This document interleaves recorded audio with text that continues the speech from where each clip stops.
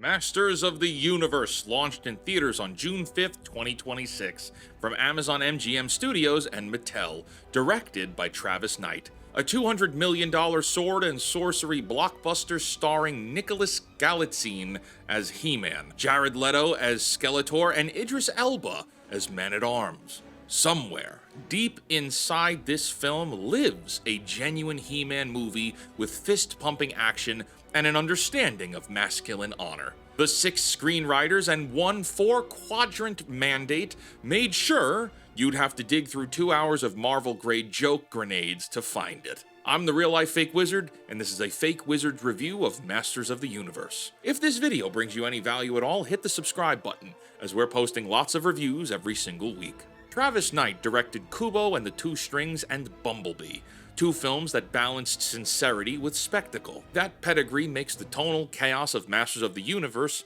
a little more baffling, because the raw materials are all here. Galitzine plays Prince Adam, a kid exiled from Eternia to Earth after Skeletor's invasion. Separated from the Sword of Power for 15 years, he grows up working in corporate HR, finds the sword, and gets pulled back to Eternia by his childhood friend Teela to lead a rebellion against Skeletor's regime. The cast of this film is stacked. You have Jared Leto as Skeletor, Idris Elba as Man-at-Arms, Camila Mendes as Teela, Alison Brie as Evil Lynn, and a $200 million budget, and you can see it all on screen. Critics landed this around 74% on Rotten Tomatoes. Audience reactions have been all over the map, but pretty much exceedingly high. And both camps have their own reasons, sure. This review here will include some spoilers, and nothing too bad, but they are spoilers, and it's specifically because there are a lot of things wrong with this movie. It is not a perfect movie at all. There are things I absolutely loved, and there are lots of things I absolutely hated. And there is no way for me to properly cover everything without the context of spoilers, so fair warning on that. Part 1, the movie buried inside the movie. The Snake Mountain sequence, which is in the trailer, is the best action set piece of 2026 so far. He-Man cuts through Skeletor's forces with clean choreography, visible hits, and very real stakes. People get stabbed, people get impaled, the camera holds on the action instead of chopping it into confetti, like some stupid Marvel projects do quite often. You can track nearly all the sword swings, and Galitzine sells the physicality of it all. He's great. The action overall is pretty great too.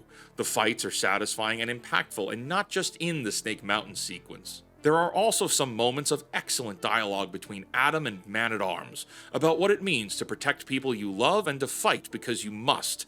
The weight of standing up when the people around you need you to. These dialogues are excellent, and I wish they were allowed to stand on their own as sincerity in the movie. We'll talk about it further in a minute, but every single one of these great scenes are cut off at the knees by a steel baseball bat of writer cowardice. The acting is very good in this film. Every main actor brings an A-game performance, with Jared Leto, of all people, delivering an awesome Skeletor. The scenery is great. Eternia is incredible to look at. It makes you want to go there yourself. Like, there are moments in this where you might think, ooh, I would love to see Eternia in Epic Universe or something like that. That's a great thing to have in a media landscape where the Lucasfilm volume has essentially ruined cinema. Nicholas Galitzine is a great Prince Adam and a great He-Man when they allow him the chance to be. The costumes are good, the combat is good, the characters are good, the rogues gallery is menacing. By all intents and purposes, there is a wonderful He-Man movie inside of this, but it's modern-day sensibility Hollywood, and that means what's wonderful must be flipped on its head and emasculated or embarrassed, or the creators need to look down the barrel of the lens and wink nod at you as if to say, yes, all of this is silly, and we should be embarrassed, but we're embarrassed with you, you know?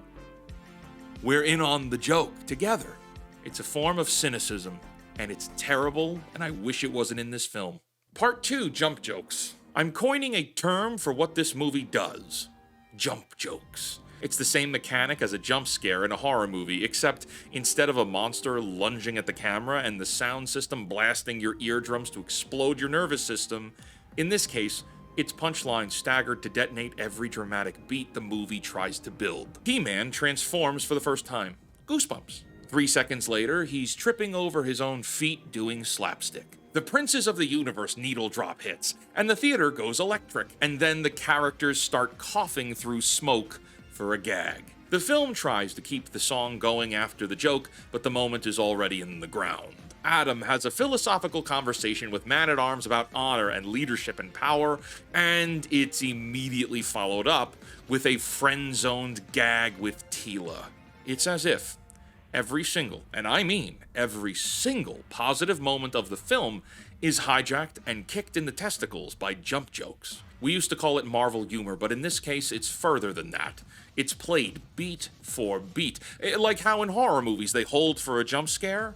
In this case, they hold for a jump joke. Part 3, embarrassed by its own source material. This movie treats He-Man the way a teenager treats their parents at the mall. When we look at films like Sheep Detectives and Project Hail Mary, what audiences loved about these films is that they were authentically sincere.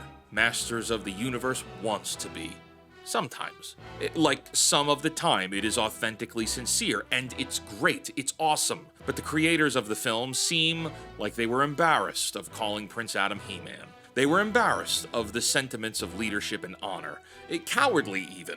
Sure, you want to have Adam be a little goofy and a little out of his element, that's fine.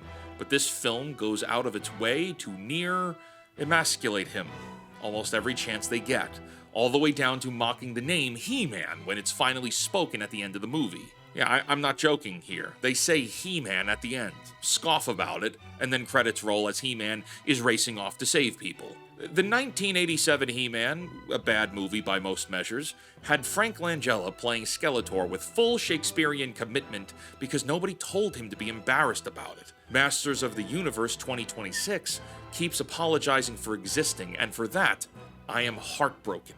Part 4, the emasculation of Adam. Adam starts the movie as the runt of the litter. His father humiliates him in front of his peers. Every trainee on Eternia outperforms him. That's okay, that's fine. That's an underdog setup, and underdog setups work. The problem is that the movie never lets up. Later on, as an adult on Earth, Adam is still out of place. The first time we see him, he's on a date with an attractive woman, and he embarrasses himself telling the story of his fantasy swords and sorcery childhood. The woman leaves the date early, and the implication is that Adam has been striking out on dates for some reason. Well, again, all of this is okay. This is still the beginning of the film. If it pays off or leads to something, that's all right. That is totally fine. And yet, as the film progresses, eventually Man-at-Arms gives that great dialogue that I mentioned earlier about honor and protection. And then, seconds later, like literally the next scene, Teela friend-zones Adam in a scene designed to embarrass him. Why? Why even have that scene at all? They made He-Man into an incel. Now, we've given lots of examples so far in this video, but there is truly a pattern here. For every instance of Adam finally stepping up or learning or improving or choosing his own agency, there is something there pulling him back down and whiplashing not only him, but also the audience. In the resolution, the sorceress tells Adam she chose him because he connects with his feelings, unlike the implied alpha male leaders of the past.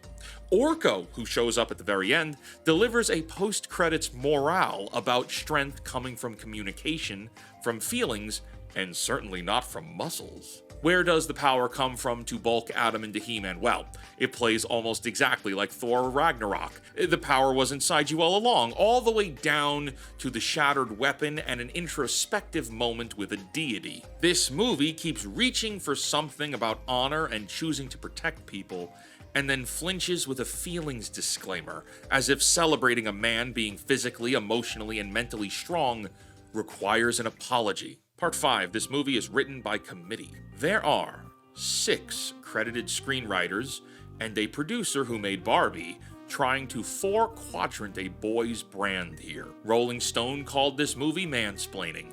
THR called it Barbie for men through a feminist lens. Both takes land, because both perspectives exist in the script at the same time, in adjacent scenes, sometimes in the same scene. Every writer got their message into the final draft, and nobody held final authority over tone. The movie careens from near R-rated violence and crude humor to cartoon slapstick within the same sequences. It mocks HR culture and then 5 minutes later validates it. It celebrates masculine strength and then apologizes for it. Barbie committed to its audience and made $1 billion. Barbie is unapologetically, accidentally based as hell. Masters of the Universe committed to all audiences, which means it committed to no one. One day soon, after the movie hits streaming and Blu-ray, there's going to be some kid on YouTube that will recut Masters of the Universe and release what I'll call today as the Eternia cut, and remove all the nonsense that undermines what would truly be a fantastic film. There is a great movie in there if you break out the scissors. The acting, the actors, the world building, the props, the action, and the bad guys. Like, I think we've already said all of this, but seriously, it's like the Krennic meme. We were this close to greatness. And because of that, this is a 6.5 out of 10. And by the time Toy Story 5 releases in a few weeks, no one will care about this movie anymore. Don't rush to theaters unless you really, really want to. I would just wait for the Eternia cut, and then you'll have a really great time. Hit the subscribe button if you want more honest reviews like this. We put them out as often as we can. I'll see you in the next one. Bye-bye.